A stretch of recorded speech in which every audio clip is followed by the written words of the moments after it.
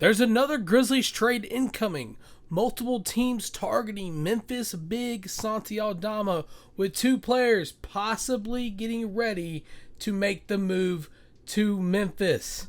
Hi everybody, welcome back to Grizzlies Digest. I'm Tristan Harlan, back with you to talk more trade talk with the Memphis Grizzlies. Of course, Santi Aldama has been a guy we've been bringing up, I feel like, since the season ended. That is a possible trade suspect to be going to another team. And before we get underway, I want to remind everybody that 95.6% of you are not subscribed to the 4.4% of you. Now, if you enjoy what you hear, like what you see, want to get more involved in talking about the Memphis Grizzlies, our favorite team, make sure you're clicking that red subscribe button. It's everybody's favorite price, $3.99, and I will continue to say that until that 95.6% is on the other side for subscribe. So if you get tired of me saying that, make sure you're clicking that subscribe button. I'd like to get to at least 500 subscribers by the start of free agency. I know you guys can do it. You're loyal fans, just like you're loyal fans to the Memphis Grizzlies, so I believe we can get it done. So yeah, Santi Aldama is again back in the trade talks. I mean, it seems like, as I mentioned, since the season ended, he has been the number one guy that the Grizzlies were going to sign and trade away. Now, myself, I thought it would already have been done. I thought it would have happened before Desmond Bane got traded, but such is life. You don't always get your predictions right, ladies and gentlemen, especially in sports. Just doesn't happen. Also, I want to shout out Williams Baptist University, conference champions last season in women's basketball. They have two players by the name of Carmen and Charmin Taylor. So if you're a SEMO fan, SEMO women's basketball fan more specifically, be on the lookout for those players, because they are quite fun to watch. Also, real quick before we really dive into anything, I want to give a shout out to Joy Lee McNellis, the former Memphis State University women's basketball coach, who retired as a Southern Miss basketball coach. I've seen her coach, great coach. Her son, he's coming up in the college ranks. He's somebody to be on the lookout for you. If you're in the college game, if you like watching women's college basketball, I know it kind of had a spike in popularity this last 5 years, so that last name is someone to look out for. But Coach McNellis was announced as a class of 2025 Memphis Sports Hall of Fame inductee. So again, congratulations to her. Wanted to bring it up since, Memphis Grizzlies and the University of Memphis, both play in the FedEx Forum, both have deep connections to each other. So again, congratulations to Coach McNellis. But anyways, back to the main topic of today's video, Santi Aldama. Now, Santi Aldama, he, again, like I've said 3 times now, trade talk since the season ended, and a lot of people want him to go to different teams. Other people want him to stay in Memphis. Here's one idea that I've seen on Twitter that I wanted to kind of talk about. The Grizzlies do a sign and trade with Detroit, with Santi signing a 4-year deal at $56 million. Jaden Ivey expected back. Patriots, wow. Pistons send Dennis Schroeder in a second-round pick to Dallas while Kyrie Irving is down. Of course, with the draft coming up, which we'll get into in our next video. Cooper Flagg going to Dallas and combo forward PJ Washington to Memphis. Now, that's a loaded trade. Santi Aldama going to Detroit. The only issue with that is per the signing trade rules, which I didn't know about this until here recently, you cannot add another player onto the sign and trade. You can only add draft picks. So maybe that's something they look to do with the 16th pick. Who knows? I personally want to see them use the 16th pick, but again, we'll get to that our next video where I'm here with you on Grizzlies Digest. But speaking of PJ Washington real quick, we'll look at his stats real quick as my graphic decided to make a heel turn on me. PJ Washington averaging just about 15 points a game, just shy of 8 rebounds a game. And of course, you see that field goal percentage just shy of 46% with 45.3, and his 3-point 38%. Now, that's what the Grizzlies have needed. They needed a forward that could shoot. Of course, with Luke Kennard not coming back, Santi Aldama looking to be traded. Desmond Bane now in Orlando. Seems like the Grizzlies need a forward that can really shoot the ball. Of course, this is all rumored to happen. Nothing is guaranteed. Now, and I got a little something I want to get off my chest real quick. Earlier on Twitter, if you guys are paying attention, NBA Central put out a tweet about the betting odds of where Bam Adebayo was going to go. He's not coming to Memphis. Sorry, he's not. Memphis can't afford him. B, they're not trading Jaren Jackson Jr. for him. And C, they're not trading Ja Morant for him. And D, this is the same team, the Miami Heat, for those of you that don't know, that just told Kevin Durant no, or I'm sorry, the Phoenix Suns no, when they wanted Bam or Tyler Hero for Kevin Durant. Kevin Durant, who is a multi-time MVP, and they said no when the Suns wanted either Hero or Bam Adebayo. So if they're telling the Suns no for Kevin Durant, there's no way Bam Adebayo comes to Memphis. Now, would love to see it, but there's no way. So don't buy into those rumors. Don't buy into those theories, because that's all they are. It's the theories, and it's just people who run social media accounts that are bored because the draft is coming up and they don't have nothing else to talk about. But nonetheless, that was one hypothetical with PJ Washington coming to Memphis. Now, again, that would be a fantastic pickup for Memphis, getting that 3. Jaren as a stretch 4.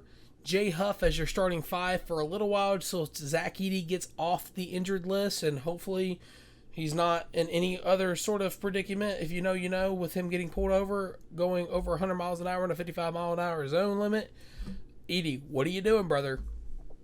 But another move that was rumored to happen in the NBA was with the Sacramento Kings, as I hit the wrong button, excuse me. It's sports, ladies and gentlemen. We're working nonstop. Draft night is just upon us, and we're trying to get as many videos out so that we have stuff to talk about leading up to the draft. But anyways, the Sacramento Kings have reportedly been shopping Malik Monk and Devin Carter on the trade market, per Mike Scotto. Now, again, this is coming from NBA Central, where they said, quote, the Kings have expressed a desire to acquire a first-round pick in the 25 NBA draft. League sources told Hoops Hype. Amid those conversations, Sacramento has gauged the trade market on guards Malik Monk and Devin Carter, sources said. Now, here's a crazy theory. Here's a crazy idea for those of you that are watching. Send Santi Aldama to Sacramento. Again, this is going into a possible hypothetical here, because I just said I want the Grizzlies to use the 16th pick. Send Santi in the 16th round pick to the Kings and get Malik Monk, and if that doesn't work, throw Santi to that Detroit deal, the 3-team trade deal, and possibly look to give send Cole Anthony to the Kings and get Malik Monk. Now, Malik Monk, a lot of people were kind of like, no, the Grizzlies don't need Malik Monk. They don't need a guard. They need a forward. They need a center, blah, blah, blah, blah, blah. But, again, here's the thing. If Jaden Wells is your starting 2, that's fantastic. Jaden Wells has been proven in the league that he's a consistent scorer, that he can be there where the Grizzlies need him most. But if he is still injured, you're going to need somebody to start the season out at the 2. Now, I know Kentavious Caldwell-Pope technically is a guard. He can also play the 3. But if you're looking at putting KCP at the 3, you still need a 2. You still need a 5. And Jaren being at the 4, so you have Ja at your 1, question mark at your 2, KCP at your 3, Jaren at your 4, and possibly Jay Huff to start the season at your 5. Jay Huff didn't get the love he deserved. He's a great player. Even if the Grizzlies take a center with the 16th pick, if they do not move it or trade it for an asset, we're going to put Jay Huff there just for ha-has and funnies for right now. So bear with me. But Malik Monk, a guy who's from close by, with Bentonville, Arkansas being just around the corner. Played high school there, graduated high school from there. Family's from there. Now, of course, he didn't play his college ball at Arkansas, but he's got roots near the Memphis area. And I know Bentonville and Memphis, they're a while ways from each other, but crazier things have happened. Trust me. I've lived in Memphis, live in Arkansas now, graduated Arkansas State. It's all one big happy family. But anyways, back to the main point is that Malik Monk, averaging 17 points a game, shoots just about 45% on corner threes. He's getting 82% of his threes off assist, shooting 44% from the field. I mean, what more can you say you want from the guy? I mean, now, again, I want to remind everybody, all this is hypothetical. I am not on here saying the Grizzlies are going to trade for Malik Monk. I'm not saying the Grizzlies are going to trade for P.J. Washington. I'm not saying the Grizzlies are going to trade for Giannis Antetokounmpo or send Jaren or Ja in a package deal for God himself. I'm not saying that. What I'm saying is this. The draft is right around the corner. 16th pick, we're going to get into that later. What do the Grizzlies need to do? As I'm, for whatever reason, tearing up. What do the Grizzlies need to do? Everybody's torn with that answer. They need a 2. They need a 4. They need a 5. They need a 3. They need a new coach. They need a new mascot. They need a better stadium or arena. Grizzlies fans are torn. Let me tell you, they are torn. But if you ask me, in my unbiased, honest opinion, when it comes to being a Grizzlies fan, we've seen this before. Going into free agency, the number one priority is going to be to extend Jaren Jackson's contract. Next season, it's going to be to extend Ja's contract. They're not going to trade him away.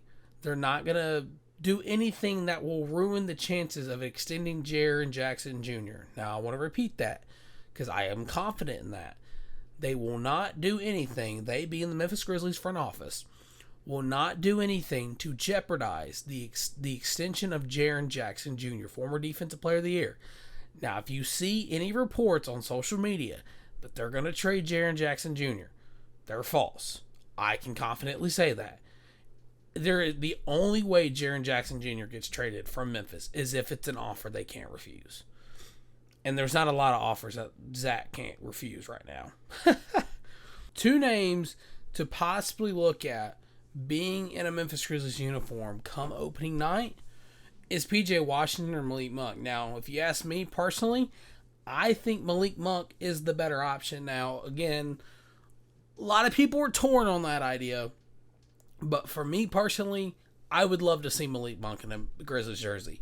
I can't tell you how many times over the years playing NBA 2K, I have somehow, some way got Malik Monk on the Memphis Grizzlies roster, whether that's in free agency, trading assets away, and it being second round picks, whatever. I would love to entertain that idea. Now, again, possibilities are endless in the NBA right now. I don't want to say that I am a source for any trades. I just bringing up hypotheticals and interested to discuss that with everybody here. So again, if you enjoy what you hear, enjoy what you see, and you want more. You just want a little bit more. 95.6% of you are not subscribed. Now, the last time I was here on Grizzlies Digest talking to you guys, I saw some comments saying you enjoyed what I had to say, that you clicked the subscribe button. To those, I say thank you, and I see you. For those of you that are enjoying it, that you didn't comment, that you're kind of on the fence about whether or not you want to subscribe or not, trust me. Once again, it's everybody's favorite price of free $99. So make sure you're clicking that subscribe button. Because, hey, breaking news could happen at any time in sports. So if you want the latest up-to-date news for the Memphis Grizzlies, make sure you're subscribing to Grizzlies Digest. Jared, myself, Maya do a great job covering the Grizzlies, unbiased takes, giving you 100% accuracy. Sometimes, if not all the time, it's 100% of the time. When it works, when it doesn't, don't ask questions. But anyways, That's been another episode of Grizzlies Digest. And before I go, if you enjoy what you hear from me, go ahead and follow your boy on Twitter or X, whatever you like to call it. Because I'm on the road to getting some more followers. I just want to give myself a selfless plug here. But again, make sure you subscribe to Grizzlies Digest. Follow me on X if you mess with your boy. I post a lot of stuff on there. I can get that out quicker than I can some of these videos sometimes. But anyways, that's going to do it for another episode of Grizzlies Digest. Tristan Harlan signing off and saying goodbye. Because I don't have a witty catchphrase to say like some YouTubers. So I'm just going to say, God bless you. Go Grizz. Eat your vitamins. Say your prayers. And get ready for a wild off season. See you guys. Peace.